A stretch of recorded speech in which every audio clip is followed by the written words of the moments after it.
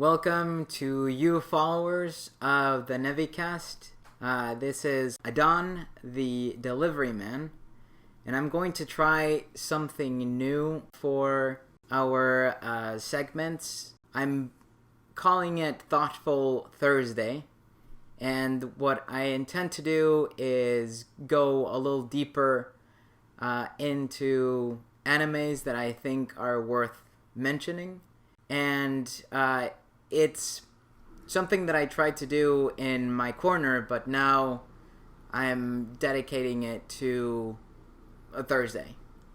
So I will start this as my pilot with Your Name, which is the animated movie that just came out. When did it come out? Well, it's actually been out. Hi, everybody. Fearless Billy Nwanda here. I'm kind of the co-pilot for this week. Your Name was actually released last year in 2016. It just now got its kind of sort of wide release here in the States in April. And because Funimation, of course, brought it over with the sub and dub and all that nice little jazz. Yes, for those of you who have followed us from the very beginning know that I can only watch dubs because I am blind and I can't read subs. Therefore, I can't watch movies that are just in Japanese. So I had to wait for it to come to the United States and dubbed.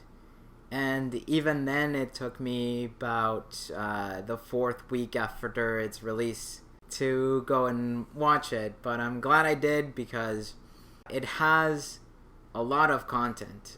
Who's the director who made it? I believe his name is Makoto Shinkai. Okay. So this guy, he figured out a way to find, I would say, 4 very universal themes and put them all in one movie. And I think that the fact that he has 4 universal themes makes it a movie that could be released anywhere in the world. It could be released in Mexico, and people would look back at their own either religion or culture and see the same themes, and it could be relatable. It could go to Germany and it could still be relatable to them. It could go to the Middle East, like Saudi Arabia, and they could still find themes like that. So I would like to start with what I think is the most universal theme in the movie, which is the use of numbers, especially 3 and 4. Yeah, just to warn everybody, if you haven't seen Your Name yet, go watch it and then come back and listen to this podcast, because we are going to spoil a lot of stuff in this talk. Yeah. So I mean, it's kind of like, it's Your Name, I will say, is one of those movies where you really don't want to read about it on a wiki or have somebody talk about it on a podcast. It's one of those where you really need to see it. So keep that in mind as we talk through a lot of this stuff. Yeah, we're going to be spoiling pretty much every aspect of the movie. So, yeah. Yeah, and I think it would work actually best for you, listener, to watch the movie first and then compare your observations with what we're about to talk about. Yeah. And then either go along with us or disagree with us or do whatever you want with what we're about to talk about. Yeah. But yeah, to begin with, numbers are a very strong connection in there that a lot of people don't even realize at first when they're watching the movie. It's kind of one of those, layers. It's almost kind of at the very bottom of things when they're doing subsequent rewatches. Exactly. And you don't realize that they're playing around with numbers or that they're using numbers until the very end of the movie. It's one of those things that is placed very subtly throughout the entire movie, and then by the end of it, it's like, oh, now I get it. Yeah, the two most obvious numbers are 3 and 8. So what would 3 kind of represent in this case? So the number 3 in mythology, fairy tales, and also in analytical psychology with the work of dreams is something that represents movement. So it's also incompletion. It's an effort or like an intent of completion. Completion would be 4 or 8, which is 4 times 2. Yeah. And so it's movement as well. And so you see the number 3, like, and they actually play this idea of movement and 3 a lot with time, because it's 3 years in the future, right? Then the character Taki starts like jumping into Mitsuha's body, or actually vice versa. It's like Mitsuha jumps 3 years in the future, he jumps 3 years back. Yes. So exactly. And so talk about 8. Yeah, of course, like, it's like in a lot of references with 8, it refers to the Mobius strip or the case of infinity, or, in this case, like, the circle has been completed, in the course of the movie, like, there's a 3-year jump, but then after so they're jumping between bodies, all the way up until the comet Tiamat, and at that point, once the day is saved, they do a 5-year time skip from that ends up with, it's a total of 8 years that have passed. So now you're an even number. Now you've brought everything to completion. So, which is pretty much what ends up happening is with the fact that they're finally able to unite at the very end of the movie.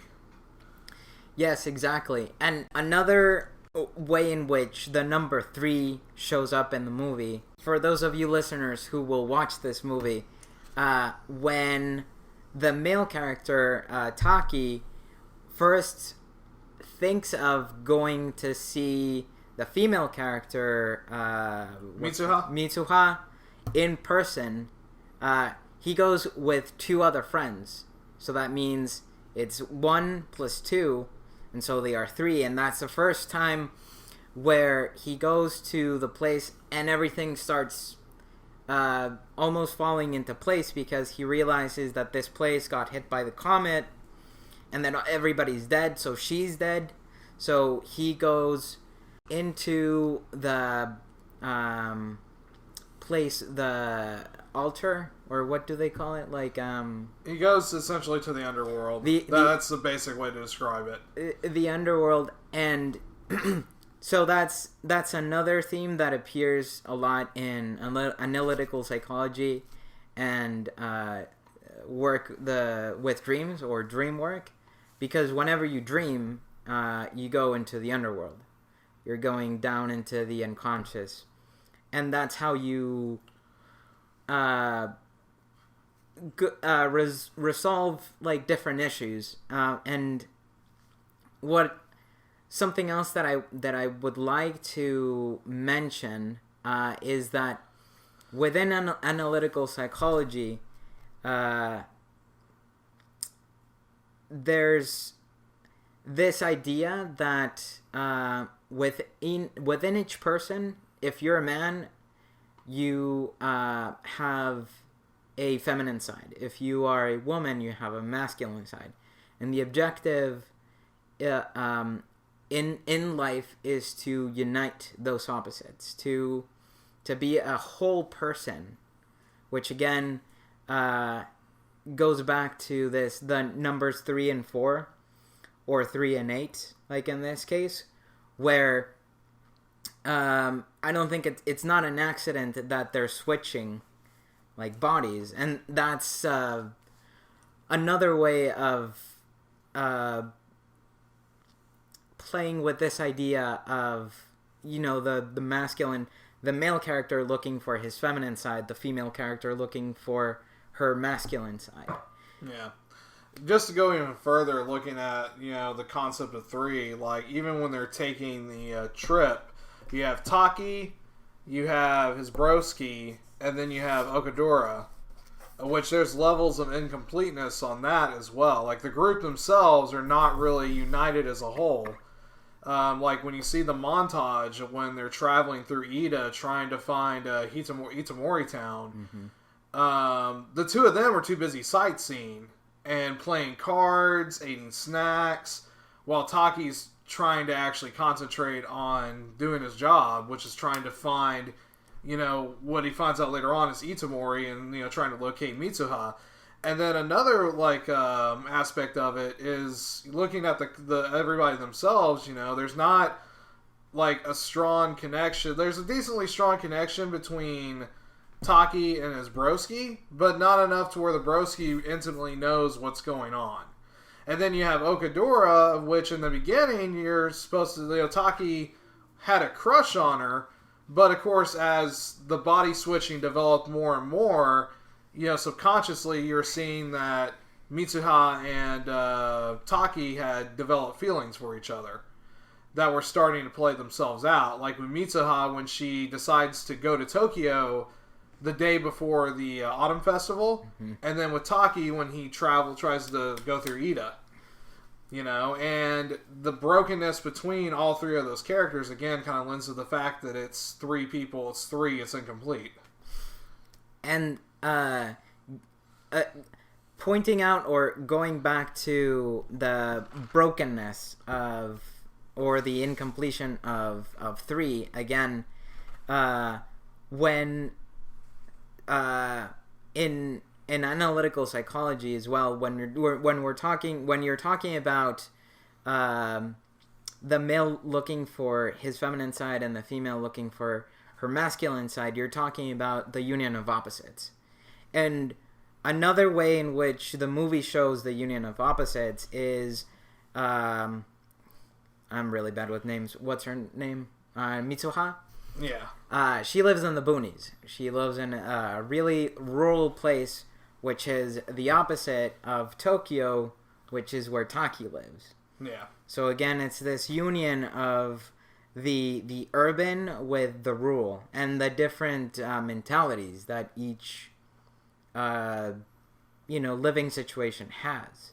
Yeah. So again, we see female, male, city, rural area, male, female. Yeah.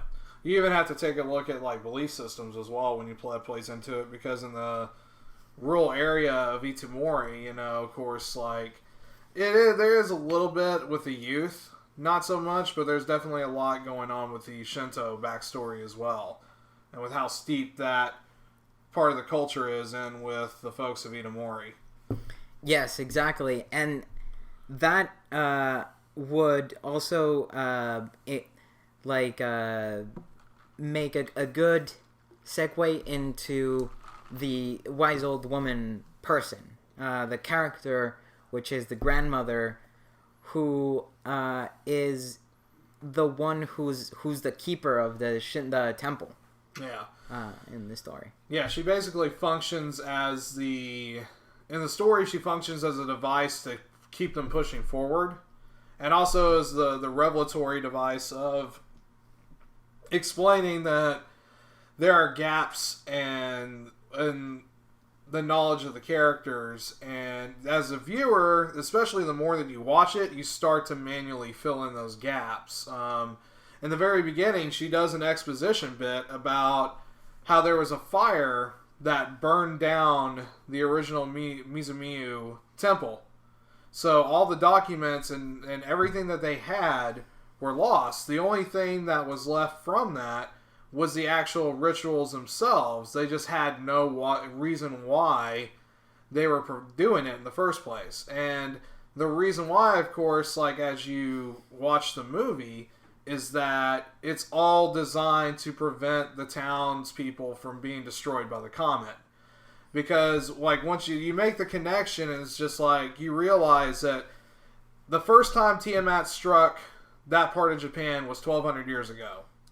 The Miyamozu people and the people of Itamori then, began, taking care of their god. The god imbued the Miyamozus with the ability to, dream and switch bodies at will with other folks, all in the name of passing down the knowledge to where the next time Tiamat came around and it was guaranteed that Tiamat was going to split off again, they would have the means to save the people. But the problem was again, the knowledge had been lost 200 years earlier, and as a result, they just they knew that they were doing something, they just didn't realize why, and that really doesn't come through until Taki drinks the kuchimaki. I think it's called the kuchimaki sake. Yes. And when he falls down, that light shines up, and all of a sudden he sees the comet and the splitting off, which means that was the most definite sign that they knew what was coming, and that's where it goes from there. And another device in which they address this communication between bodies, between spirits, is that the grandmother tells her granddaughter, while she's still Mitsuha, that the sake is her other half. Mm-hmm. And that is the sake that later Taki drinks in order to have this vision of the Tiamat breaking in two. Yeah, breaking in two, yeah. Yeah, it also should be noted, too, that the grandmother is well aware of the switching because, again, as a Miyamuzu herself, she did the same stuff. She switched with somebody as well during the early part of her life. So it's definitely connected that with the Miyamuzu family, they gain the ability to switch while they're younger. Like, probably while they're, still in their late teens, getting ready to enter adulthood. So, because at one crucial point when Taki wakes up as Mitsuha and then realizes that he has to save the town, the first person he has to talk to is the grandma, and the grandma instantly picks up on the fact that it's not him. And it's even, alluded to when they went to the underworld as well. So, yes. And I think that it also should be noted that you see this progression between 2, 3, and 4 because the comet hits twice. The comet also breaks up twice, in 2, I should say. Then you see how there's a jumping in time between 3 years, right? There's a jumping of time of 3 years, and then you see the 8, which is 4, twice again. Yeah. So there's this use of numbers, of time, the use of vision, the this idea of dreaming as well. Yeah. And going into the underworld. That also brings up another one of the main points, which again it deals with the subconscious, so it also deals with feelings. Now as we know, there's a crucial scene in the movie where it's twilight time, golden hour, as they say in the dub, and it allows Mitsuha and Taki to actually interact with each other because they're able to cross over into a netherworld of sorts. And right at the moment when they're supposed to write each other's names down, Taki succeeds in writing something down on Mitsuha's hand, but when she gets ready to write something down on his, that's when she disappears. And of course, they immediately start forgetting each other's names, but what does transfer over is that, when, for example, she looks at her hand finally, she finds out that he wrote, "I love you." Mm-hmm. Kind of the culmination of they both realize they love each other. And that's what has been developing throughout this whole time with the body switching and everything. It's the one of the grand culminations. And a lot of people were just like, well, why didn't he write down his name? And my general thinking, and I did watch a couple of videos about this and did some searching about this, but it's a lot harder to maintain something if you were to write down her name or write down his name. By writing "I love you," it locks that in as a feeling. The other thing to keep in mind too is that one of the things they mentioned when they travel to the underworld is that when you go to the underworld, you have to give up something. You have to leave it behind. And I think that Taki... Something precious has to be left behind.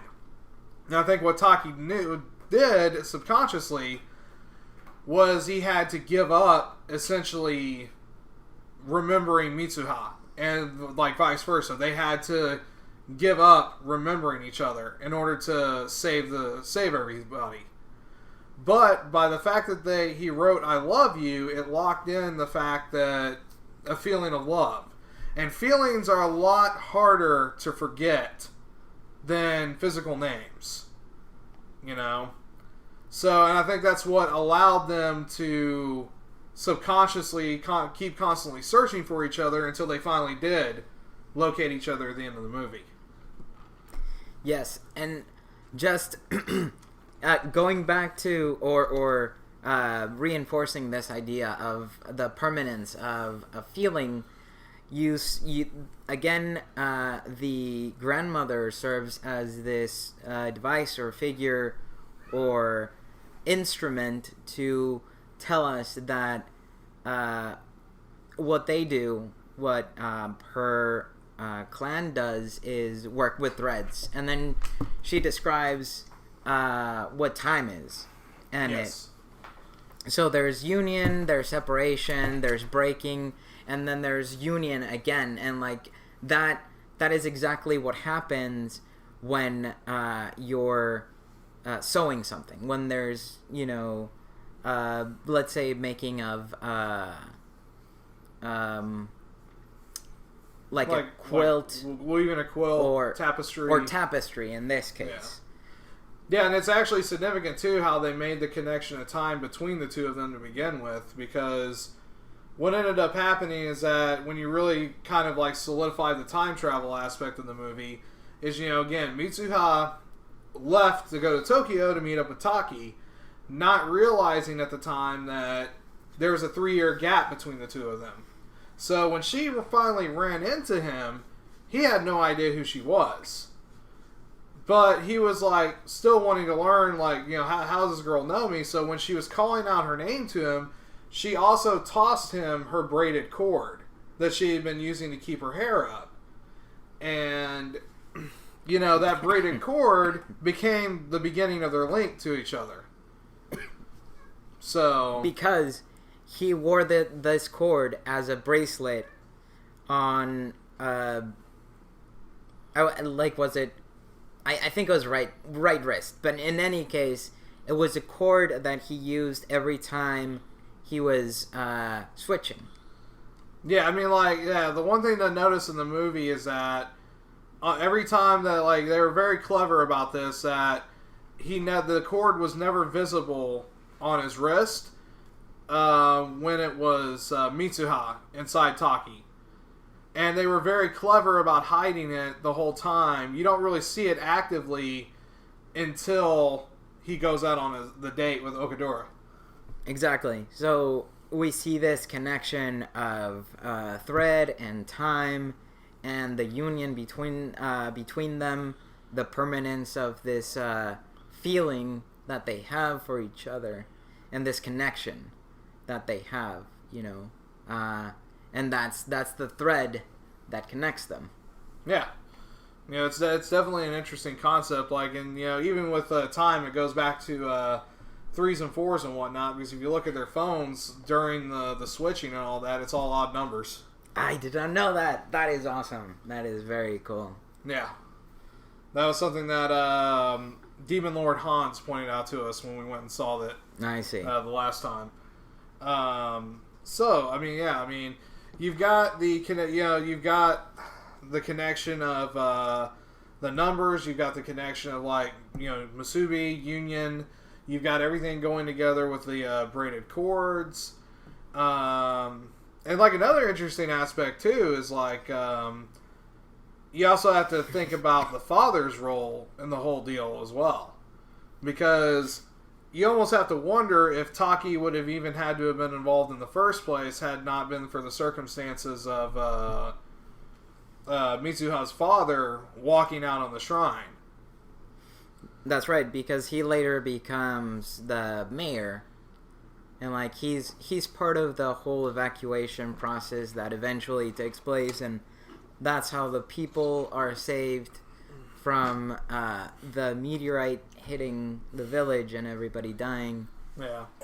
Because you almost have to think about the fact that, because like, something that was kind of interesting to me is that even her father, even Mitsuha's father knew, like in the pivotal scene where Taki almost like pulls at him and is just like about ready to slug him one, that Mitsuha's dad also knows it's not really her, it's Taki. Not specifically his name, but you know, he knows that it's not Mitsuha. It's not Mitsuha, which leads me to believe that her mom and dad might have actually also switched bodies at some point, which is how they know of the connection. You know, because it talks about how her dad married into the priesthood by virtue of, you know, yes. Mitsuha's mom. That's a good point. You know, she died, which caused him to reject everything in the process. So, again, it's that whole connection of, you know, time is broken yet connected again. Yeah, it connects again. It goes back and adjusts itself or reconnects itself. Yeah, you know, and like, because like in an optimal world, it probably would have been Mitsuha's parents that probably would have collectively stopped everybody from dying from the comet, but because of circumstances and like, again, things unraveling and, you know, fraying, you know, it all becomes connected again through talking to Mitsuha. Yes. Yeah, so yeah, definitely an interesting concepts all around. Yeah. And I think if you don't have anything else to add, I think I'm done with what I have to say about the movie. Well, other than like the Suntory ads. Yes, that's gotta right. love the Suntory ads. Yeah, it was kind of hilarious. Like, but like I think one of the other things that like makes Your Name kind of stand out for me is the fact that like this is actually one of his the first film he's done where it actually kind of has a little bit of a happier ending. Because, like, this particular director is kind of known for being really melancholy with his stuff. And one of the refreshing things about Your Name, and I think the reason why it's been so successful at the box office in Japan, you know, right now it's actually the highest grossing anime of all time, is because it doesn't go for what I like to call the trope-ish anime ending, which is usually the one where, you know, yeah, stuff gets saved, but it's got to be bittersweet. Like, the lovers never unite. Somebody's got to die at the very end. You know, that kind of stuff that permeates a lot of anime in general. And the fact that Your Name kind of sidestepped it, it's not a complete ending. To where, okay, you know they're going to get married. You know they're, you know, you don't know what's going to happen to them. You know, for all you know, they can sit there and try to get together and then it just ends up not working out. But just by watching their journey and becoming as emotionally invested in it as you do over the course of, you know, roughly about 2 hours, when you get to that end, you just, you know, it pulls you with the feels where you're just thankful that they even, you know, called each other out instead of just, you know, crossing each other in the stairs and walking away. Because, like, when I first watched Your Name, that's what I thought was going to actually happen. It's just like, blasted, bro. Like, why go for the cliche anime ending? Mm-hmm. So I think that's another way that Your Name kind of challenges a lot of different anime films out there. I think it is worth mentioning again the genius of how the director makes you so part of the movie. Like you're invested from the beginning to the very end, and you're rooting for them, and you see the evolution of the characters, and especially towards the end, it's not something that just happens from one moment to the next, and it's happily ever after. You see that it actually takes years for them to run into each other, to actually finally run into each other, because, you know, after the town was saved, then that happened, and then time kept going on. Like, they didn't run into each other until many years later. Yeah, because, like, again, they had to bring everything to completion, which was 8, the Infinity Strip. So, there's that passage of time that had to occur in order for them to finally meet at the end of the movie. But, I mean, like, as you enter the 8th year, you start to feel it crescendo, because even though Taki is constantly talking about searching for something that he's lost and something that's precious, he starts indirectly running into people from Itamori that was from when he was switching with Mitsuha. Like, the most telling part that you knew something was going to go down was when he's at the, fake Starbucks, and he overhears Teshi's and I think her name's Sayaka, their conversation. Mm-hmm. That's like the biggest sign that, like, a lot of the main characters from Itamori survived. So, yeah, it was kind of, again, it's just like, it's one of those where, yeah, everything was kind of building to that point. Yeah. For a reason. Yeah, exactly. Like, everything has a reason, and every step is part of a bigger structure of this building, which is them getting together. Yeah, pretty much. Like, yeah, I mean, like, Your Name is definitely like a masterclass in storytelling. Kind of sad that it didn't get the big nomination for animated film, but the director was actually kind of glad that it didn't happen. He kind of put this out thinking that it was going to be just, a nice little summertime film, and it kind of exploded into the anime version of Titanic. And he's been kind of overwhelmed with it ever since, because he's used to making these, like, kind of, very auteur, story-driven works, kind of like Satoshi Kon and Otomo and Miyazaki. And now he finds himself in the mainstream, and I'm sure that's got to be a pretty frightening ideal for him right now. I can only imagine. Yeah. Definitely better than Titanic. Like, definitely better than Titanic. It's one of those few occasions where you can look at a film and just, like, still a much better love story than Twilight. Yeah, exactly. Like, even though it's funny, you see Twilight, the word used a lot, like, over and over again. And I was thinking about, like, Twilight, about the love story, like, the really silly, very cliched Twilight series story. And I think it's to me, I think it's very funny. I don't know if he intended it if the director intended it to be ironic, but it's the complete opposite of Twilight, like the Twilight series. Like, there's much more thought, much more philosophy, much more psychology behind Your Name than Twilight. Yeah. I mean, even though, the Twilight is the magic time or the golden time. Yeah, cause that's funny, because, in the movie it refers to Twilight being, golden hour. Mm-hmm. They in the sub they called it something different. Golden hour is probably the best way to explain it. Mm-hmm.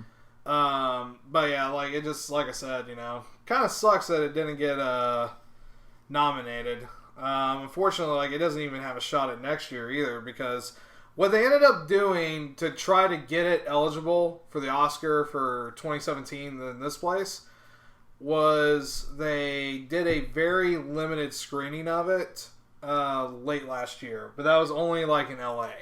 Just enough to qualify it for Oscar season. Wow. So, yeah, it's kind of one of those, like, even though it's getting its wide release here now, unfortunately, like, there's no chance of it getting picked up for 2018. Not only that, but, like, Miyazaki's Spirited Away winning was kind of almost a fluke. I mean, a lot of times Oscar voters just tend to steer strictly towards either Disney Pixar, or the occasional DreamWorks film. Right, exactly. So, and again, I think the director even said he was really happy that it didn't get nominated or anything like that, because Yeah, like it would have made the pressure on it that much worse. He was even as quoted as going on Twitter and stuff, just like, please stop going to watch this flick. Oh, wow. Yeah. Holy shit. Well, because again, like he was just wanting to put out something that was intimate and small, and it blew up and became Titanic on him. Yeah. So now for his next project, he's going to be under an insurmountable amount of pressure no matter which way he looks. That's true. And it's going to be a lot harder for him to subconsciously do a lot of the things that he's been trying to do, because he's always going to have in the back of the mind, how the hell am I going to surpass your name? Yeah, exactly. Because it's only downhill from there. Yeah. So, yeah. But hopefully that's not going to happen. He's still going to put out some, very intelligent movies like this one. Yeah. With a lot of content, with a lot of thought placed into it.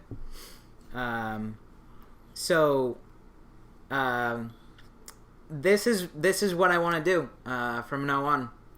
Just chew the fat about movies, talk about psychology behind movies,